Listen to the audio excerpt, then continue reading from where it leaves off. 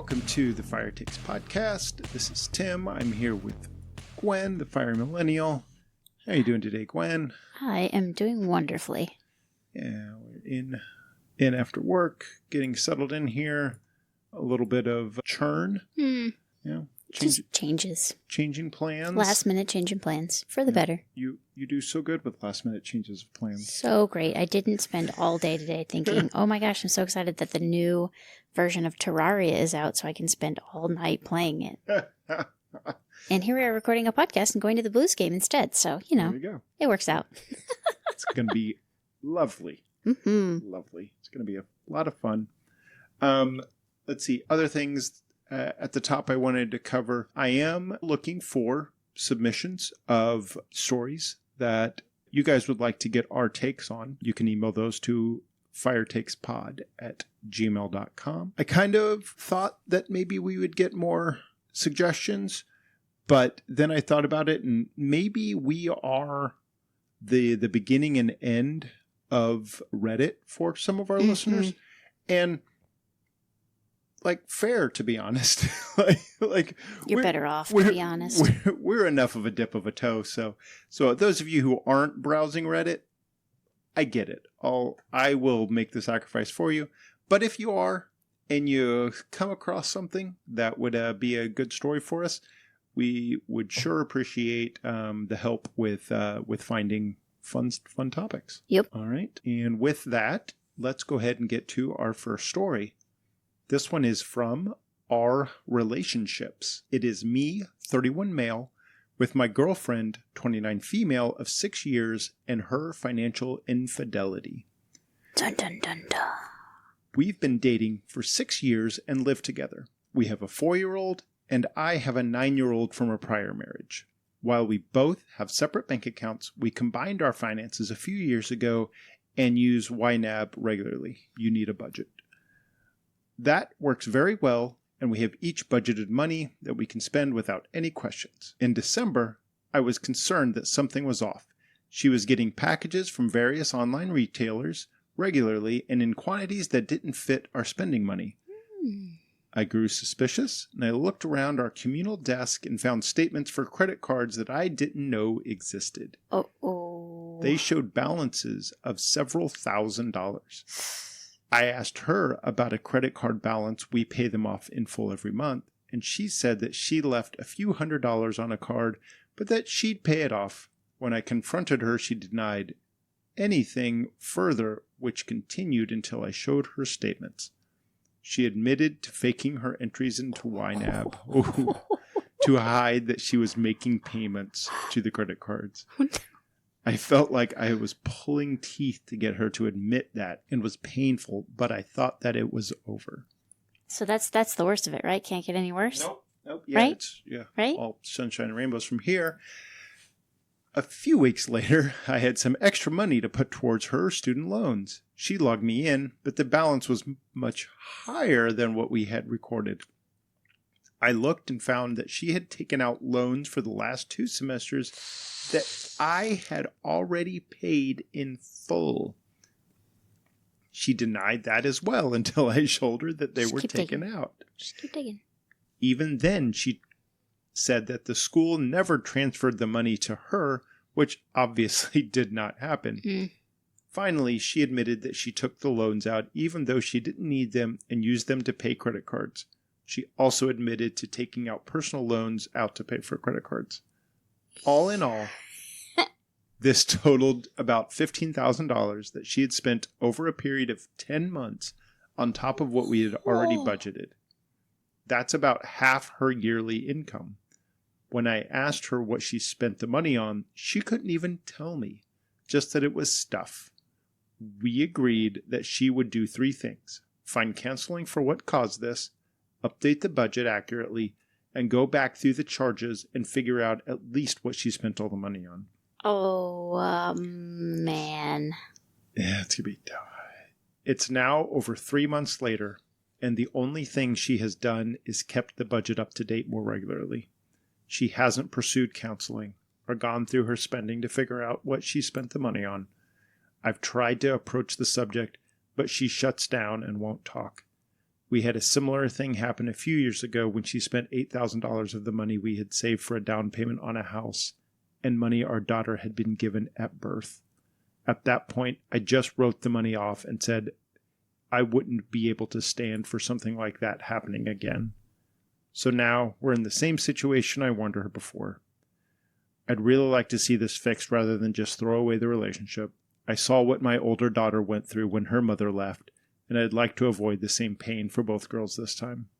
At the same time, my trust in her is shattered, and I'm not sure the best way to rebuild it this time. She has proven that she will lie and even lie when caught, so I'm not sure I know 100% of the problem. Oof. Oof. There's not even a twist. No, it just kept getting worse. It did. It really did. And worse and worse and worse. That is 6 paragraphs of progressive worsening. There was no upshot. There was no a redeeming arc. Mm-mm. Oh, all right. So that wasn't very fun. I don't even know what to tell this guy. Yeah, it's so bad. I mean, Well, let's talk about this. In the middle, right, the 3 things. Find counseling, update the budget accurately, and try to figure out what you were spending money on. Right? Yep. There you go. There was an island of good thought. There was a fork in the road that she could have taken even then. Right? Mm-hmm. So it is over and over and over. She's doing things. Doubling, tripling, quadrupling down. Right. And just sabotaging this. And I wonder if she doesn't see it as sabotaging her relationship, if she just sees it as sabotaging her finances. I don't know. I mean, it's been pretty clearly laid out that this is harming their relationship. And she's already gotten the ultimatum, you know? Right. And this is the second time that she's done this. First with 8,000, now with 15. I'm sure it would have gone higher had he not gotten suspicious and found it. But already he was suspicious enough to go looking through everything. It just occurred to me, this is me with my girlfriend of 6 years. This isn't even his wife. Not wife. Yeah. And I didn't realize that until I go down into the comments and someone says, you're paying her student loans while she's racking up $23,000 in random purchases. Yep. And he says, her loan rates are pretty bad, so I've been trying to get them paid down. At 6 years, this is a pretty serious relationship, so we were treating our finances as married. Which is nice, but she's proven that you can't extend that trust to her. Someone responded, no, you were treating your finances as married. She was treating your finances as hers, and her finances as hers. Yeah. Yeah. No, this is, man, he has a kid too. This is going to be bad. This is what happens when you treat a relationship without, like you're married without being married. Yeah. Well, I mean, to some degree, that's having a kid, right? That's having what I'm saying. A kid is treating a relationship like you're married. Yeah. They had a kid 2 years after they started dating, if my math is correct. Yeah. He had a very small child all by himself. Right. Mom left the last time, which is pretty unusual. Yeah. They got pregnant whenever his daughter was 5. So, yeah. It's just a really shitty situation all around. I don't even have any pithy, funny comments, you know? Yeah. No, it really... But See, this is why we need better stories. This is why we need to crowdsource these stories. Yeah. At least we have people that we just don't immediately feel sorry for, you know? There's got to be something redeeming here, but I'm missing it as well. And he's treating the finances as married and paying down her student loans. Mm-hmm. Where's her skin in the game? Yep. You know, she's earning $30,000 a month or a year. Jeez, I wish it was a month. Right.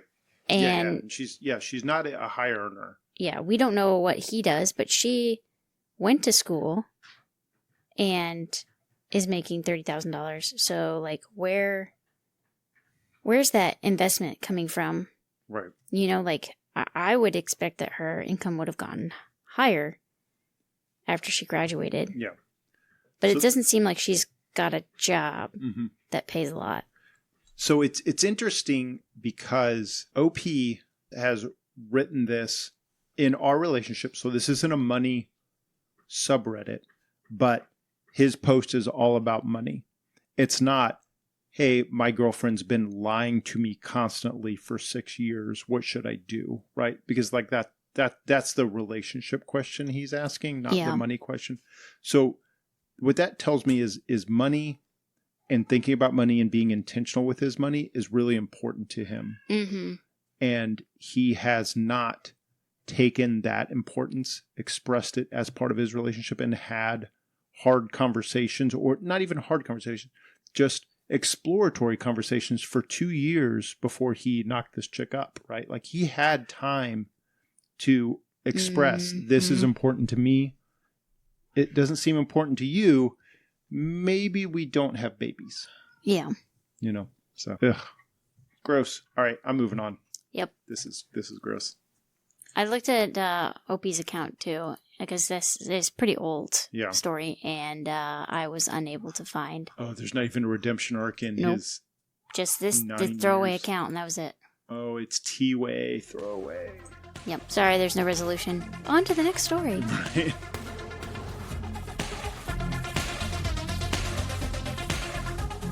All right, here we go into, it's going to be RAITAH. It's, am I the asshole for telling my wife that's why you should get a job? After she told me people shop a lot more than she does. Wow. So my wife and I are in our late 30s. We've been married for 13 years, and she's been a stay-at-home mom for that whole time other than doing a short Grubhub gig for a few months. She made the decision of being a stay-at-home mom because she wanted to spend time with the kids and not miss anything. Yeah, fair. Even though when dating, she said she wanted to work, and I expressed wanting to be a dual-income household. One child is mine biologically. The eldest is not. They are 14 and 11. Yesterday, my wife went to the mall shopping, and when she came back, she said, you should have seen all those people with a lot of bags spending $800 plus, and here I was spending only $100. I felt poor. I told her, well, if you feel poor, maybe it's time for you to get a job. Wow. She went silent and walked away. For reference, I make $130,000 at my job after taxes, and we live in a low-cost living city with modest expenses. I give her $1,000 a month in quote-unquote fun money, and she feels it's not enough anymore. We have separate fund for gifts. The fun money is purely fun. This trip to the mall was just shopping for herself. I could increase her allowance, but I think it's reasonable, so I just throw the extra into investing, and she's always saying how we should invest less and spend more, but I disagree. She always shows me her friends on vacation and their wives shopping or what new car their husbands bought them, etc., and I always say the same thing because most of those wives work at jobs too, and she doesn't. So I feel like it's not an apples to apples comparison. Am I the asshole? Quick reaction. Yes. A little bit, yeah. But she's also the asshole. Right. Yeah. It's everyone sucks here. So everybody sucks here is my snap judgment. Sure. Because she sucks for changing their agreement, right? She said, I want to work. He says, I want you to work. We want to be a dual income household. And then she was like, actually, I'm going to stay home. And now it sounds like she's finding out the consequences of her own actions. Yeah. In which she doesn't have money to keep up with all of her Joneses. Mm-hmm. And so many Joneses. So many Joneses to keep up with all over the place. And finding out that maybe it's not that fun. Yeah. But, is he wrong? No. No, he's not wrong. But he is kind of an asshole for that. Yeah. And once again, we've got a guy who's clearly signaling that finances, financial security, investing, saving, all super important things to him. And he bit off on this because, like to your point, she said, yeah, I want to be a dual income household. I want to have a high income household. That's what he wanted too. So they went in and did it. And when you have kids, it changes your priorities. And she wanted to spend time with the kids, not miss anything. Again, very fair. Yeah. But it is a trade. It is a, it is something you have to understand both sides of. So, I do not think she is an asshole for becoming a stay-at-home mom. Mm-mm. I don't even think she's that much of an asshole for becoming a stay-at-home mom after she said that's not what she wanted, because people things change. Yeah. And especially having kids, it changes you. But to then be forlorn about your finances to the point where you make ridiculous things like, I see people spending $800 and I only have $100, right? And it's like, oh, woe is me. Oh. yes. But also, as the top comment says, guess who's not at the mall spending anything? Poor people. Her data set is flawed. Yeah. True. Or her husband, who's working. Also true. Yeah. 1:00 in the afternoon, not at the mall shopping. Somebody said she originally wanted to be a stay-at-home mom so she didn't miss her kids growing up, except now they're at the age where adolescents demand independence and autonomy, in addition to their friends becoming the primary influences of their personality and behaviors. So she's not necessarily present as she once was. Right. So I think that's a great point, is that maybe she's outlived the stay-at-home mom phase. The stay-at-home mom phase. And it's like, mom, go away. Well, and we could probably appreciate the wife's hesitance to jump back in to the workforce right now that she's been out of it for probably 11 years. Mm-hmm. And that is a challenge. And we didn't really discuss that, if that's even like a topic other than for him to kind of flippantly slam it on her. But that's so hard to do, to brush up the resume and get back in the workforce. And you're probably way behind all your peers and where they're at. And you're kind of basically starting over from scratch. And it would be hard too with the kind of household income, like he says 130 after taxes. So we're talking like 150, 160, to then like, okay, cool. I'm going to go get this job and make $40,000. Like, because it won't move the needle, right? Like, we don't know what she did for school and like what kind of job she had, but it's probably not. Can jump into equivalent. It's probably not even 50% of what, it's not going to bump her household, probably even 50%. And it's tough to, sacrifice 40 hours of a week on something that's not necessarily going to move the needle, at least immediately, right? She could have advancement and et cetera.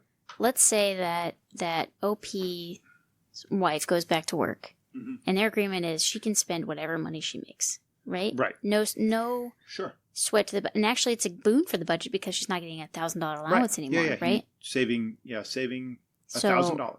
She can go out and spend whatever money she makes on whatever she wants. Right. It's a literal net positive for the household. The household. Except for the fact that she won't have as much time to do shopping. Right. Yeah, expenses could go up, though, too, because of conveniences and all of the things that go to supporting a... She'll want a car because, all of her friends are getting one. That's right. She might even interact with more Joneses. Oh, jeez. Keeping up with the work Joneses is even worse. Yeah, for reals. Yeah. It's tough. This one's there's some nuance here. But yeah, no, I think they really gotta work it out. They need to come up with a plan. I think your plan of hey, if you want more money, go get it. And that's what OP is saying. He's just saying it like an asshole. Yeah. The phrasing there, Lana. Right, phrasing Lana. Somebody suggests that if she wants to get a hobby, she should be a secret shopper. Ooh, there you go. Forum discussing legit shopping companies, etc. Did this as stay home for years. You might not make a lot, but you can get a lot of free stuff or experiences, and you still get to shop. You get to shop, and you get to be a Karen about it too. Perfect. Imagine asking for your manager for money.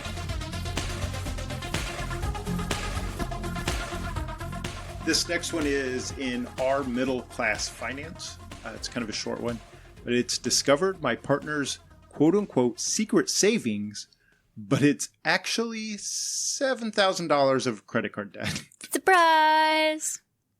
I thought my partner was being extra responsible. For months, they kept saying they were putting a little away on the side. so we'd have a surprise cushion when it came time for a down payment. I even felt guilty because I wasn't contributing to that secret stash. Last night, curiosity got the better of me, and I asked how much we had. After a long silence, they admitted it wasn't savings at all. They opened a store credit line and racked up $7,000 on random purchases. Furniture, gadgets, even a $600 espresso machine we didn't need.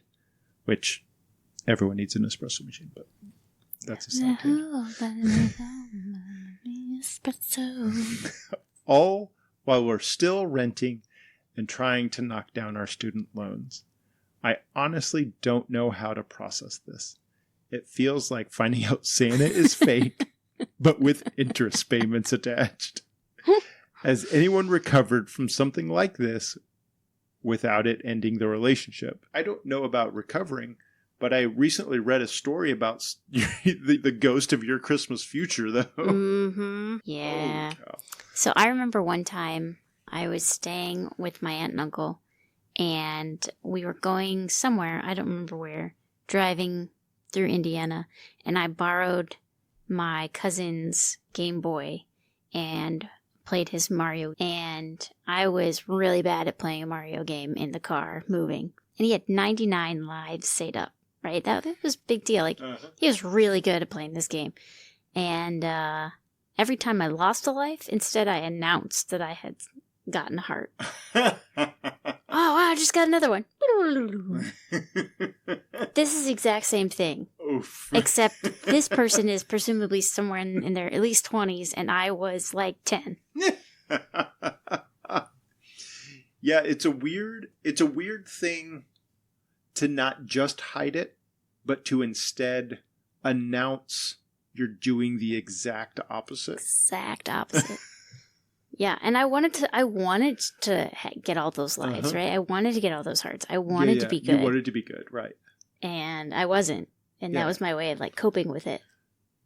That's interesting. So I wonder if, like, she just likes this projection that I gendered them. You did gender them. Wow. There is no pronouns in just here. Because they opened a store credit line and racked up $7,000 on furniture, gadgets, and espresso machines doesn't make them female. That's so sexist. I apologize. You're probably right, but that's super sexist. Wow. Yeah. Anyway, what I was saying before I realized that I had gendered our target here was that they wanted to kind of puff themselves up. And honestly, that's more of a masculine trait of trying to be the strong presence in the household and show the security and the financial stability and all that. So like that makes me even lean towards maybe we're talking about a he here. Yeah, I don't know. There's nothing in OP's profile to suggest one way or the other. In the comments we got, that's called financial infidelity. Although, hold that thought. There is a post on 2 hot takes. Oh. I, 27 female, don't have kids and honestly don't plan on having any. Plot twist. So, well, that's not... No, I mean, that's they not don't to say say anything that... about kids here, though. No, but I'm saying, like, this account says that they're female. Mm-hmm. And that you thought that their partner was female. Okay. So it's still possible that this is a... This is a male No. who... that this is a female writing about a female. That's true. It could be female-female. It could also be female-male. Either way, I'm likely incorrect about my initial gendering. You've never been wrong about anything before in your life. I don't know what you're talking about. Weird. Anyway, what were you saying? I think I was saying that the ghost of this other story of this repeated financial infidelity, I can't imagine this is going to go any way other than the way that last story did. So somebody had a really good comment in here that said, my partner and I, when things were becoming serious, but before we lived together, had a #serious talk where we basically covered anything you would want to know before committing to someone. Have you ever been married before? Any secret kids? Criminal record? debts, history of drug use, living but disowned family members, anything that, if you found out about only after marrying someone, you'd feel a little bit hoodwinked. But these things that might be difficult to know when, in an initially casual dating relationship, is the right time to bring it up. As it turns out, neither of us had anything really to share, other than he may have been surprised about how high my student loans are. Sounds like OP is pretty well past that point, but better late than never to set a new norm about what needs to be disclosed in a committed relationship. Yeah, I think that's a really good, important conversation to have. I don't know that we ever had a come to Jesus. Didn't have a everything laid bare moment. Yeah. But we did have really good conversations, though. So maybe it felt like everything was already out there. I don't know. Like do you have anything you want to tell the class? Let me tell you about becoming a runner for the drug cartels later. That's a joke, in case anybody was wondering. Yeah, not affiliated with any cartels. I wasn't anticipating you admitting to a crime, or I wouldn't have suggested it doing a recording device. No, unfortunately, I am as boring as I seem. Yeah. Just nothing that interesting. That's what hooked me. How boring you were. Mm-hmm. Had to beat out all those other tens of guys who are interested in this boring vanilla woman. But I think that is like a really great way to go about thinking about relationships, is just like having that everything laid out on the table conversation. And like, now is the time, before we get any more serious, before we get any more involved, before we intertwine our lives anymore. Mm-hmm. Let me hear it. The good, the bad, the ugly. Yeah. Do you have an inheritance that I was unaware of? Are you a secret millionaire? Do you have a garage full of Porsches somewhere? Now is the time to tell me. Yeah. I don't have any of those either. Sorry. Yeah. Did you weirdly save like hundreds of thousands of dollars in your 20s? Are you well known in very, very specific situations? All those kinds of things. You know. Yeah. You know. The huge. As everybody does.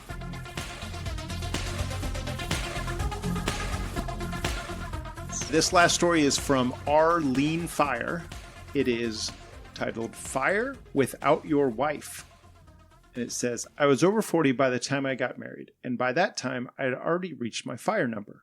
My wife, though, had zero savings, so the new goal was then for us to reach the fire number for both of us. But I'm feeling very sick and tired of my job, and we are probably 2 to 5 years until we'd reach that goal. We can more or less live on her salary, so if I would retire, savings will still go up, though of course slower. Benefit of me keeping grinding is, of course, we will reach the goal faster, and we can enjoy our retirement together, perhaps with higher living standards. My wife is okay with her job and says she wouldn't mind me retiring. Until she met me, it probably never occurred to her that it was possible to fire at all. But somehow, as a man that, quote-unquote, should provide, it feels inherently wrong to not go work if my wife does. Though at the same time, I feel I kind of, quote-unquote, deserve it, since I saved all my life, reached my goal before even getting married. But that feels selfish as well. I know the answer to this is subjective, and it all depends on me and my wife's relationship, so I'm not going to ask if I should do it or not. But I just want to hear anyone else's experience and perspective on this. So it is hard, especially whenever you consider that his contributions, if he has a large nest egg, he's probably not putting in as much savings as he's earning every year, right? Like that. Yeah. You're getting to that point where your interest or your earnings on your investments outpace your paltry contributions you're making every year. Mm-hmm. It makes this probably even more reasonable. Guy's 40 plus already. He's kind of done with the whole rat race thing. So this all seems fairly reasonable. One thing, though, that is interesting is, and I said this, but I didn't really process it. This is in Arlene Fire. Mm-hmm. So this guy might just have enough for him. Right. Just enough, right? Like not enough for him to live the bachelor lifestyle. Frugal lifestyle, yeah. He was happy with when he's 40. So that could be an interesting twist. That's something that needs to be explored. And it does say they've had this the new idea goal was right. for us to reach the fire number for both of us. Right, so that they've had at least the discussion, so they understand maybe what their fire number is. But yeah, there is a lot of, I guess, like machismo and being a provider and not wanting to do the Wi-Fi thing. And I get that it maybe feels some kind of way about it, but I don't know, man. You gotta just blast through that. You know what could be helpful here? Therapy. Yeah. I mean, I don't want to get too crazy here and tell everybody that they need to go therapy, but this seems like a really great solution for this guy to go talk to somebody who is professional and licensed and can help him work through all of these feelings on why he feels like he has to do this. Right. And really get down to the root of whatever is going on. Yeah. Some of it's society, right? Like society suggesting that the man needs to be the provider. Probably a large part of it. But that therapist could help him work through that too, right? Yeah. Yeah. Somebody said, I would quit your toxic job and find a new income source that's easy and enjoyable. No pressure, since you said it's fine if you retire anyway. Right. Oh, that's a good take. That's a familiar plan of action, course of action. Oh, are you looking at me for any specific reason? I am looking directly at you. My job isn't toxic, but, well, at least I don't think so. I don't know. Yeah. I still go every day. But, I definitely felt OP when he said that he's very sick and tired of his job. I get that. Mm-hmm. It feels very familiar. So, yeah, I think that's a great solution, that gets him out of the house, gets him doing stuff, and not just feeling like he's mooching off of his new wife. Yeah. Well, one thing we don't get is a take on how much the wife likes her job, right? We know that she hadn't thought about fire before meeting OP, but is she toiling in the salt mine, or is she getting some satisfaction from her job, right? I don't know. She said my wife is okay with her job. Oh, okay with her job. Okay. So it seems like she, at a bare minimum, doesn't mind going. Yeah. Okay. And, if she's been well, I'm going to have to work until I die, and then all of a sudden she marries this guy with a huge chunk of change, and she's like, actually, maybe not. Yeah. Maybe that, she's happy to work a couple of years here while he starts to settle into his retirement. Yeah. Somebody said, I fired at 45. My wife still works. I was a much higher earner than her, but the promise I made was I would continue to cover all the costs I used to, and she would feel no financial difference. She likes her job and wants to work, and her income basically goes towards her personal expenses. Ultimately, it works well as I now do more stuff around the house, still cover the costs I used to, have a calmer house, as I no longer have any work stress that would normally compound her own, and she continues to have an outlet for her creativity through work. Someone asked, you do the housework, ? It says, genuine question, no snark. And OP responds, at the moment, we split fairly equal, but if I had more time, I'd probably do the most of it. However, we're not chasing some type of 100% equity in our relationship. We both bring different things and complement each other. I have no problem bringing in 100% of the wealth into our marriage and now shared economy, where the goal is for both of us to enjoy fire on that wealth eventually. Yeah, it's interesting. Financial equality is one thing, but more important is happiness equality. What do the two of you need to do and sacrifice in order to be on the same level of fulfillment? Additionally, are you two putting the same effort into the relationship and career? That's a really good question. That is a great question. We stick a lot to the money, I think, here. But yeah, especially when you're getting close to that retirement, figuring out what you're retiring to, figuring out what your retired life is going to look like, doing these kind of experiments on how you're going to live this life, there could be a lot of value in what OP does here if he does retire, because maybe he retires and he's like, well, maybe I want to do something else. I want to pick up another job or whatever, right? And it feels like he has the freedom to do that, and I would really encourage him to. Yeah, that also kind of goes back to the conversation that we had yesterday about me leaving work, and if I all of a sudden become the best version of myself and super happy, how is that going to impact you and your feelings about work? Right. Yeah. I mean, that's true. Because then the happiness Kurt would be upset, right? You know, I'd be super happy, and you're pretty happy with your life. But if you're all of a sudden comparing it to the Jones that you married, sleeping in your bed, sleeping in the morning while you get up and work, you know, is that going to upset the equilibrium? Yeah. Do I need you sad? God, I hope not. It's going to really suck for the rest of our marriage.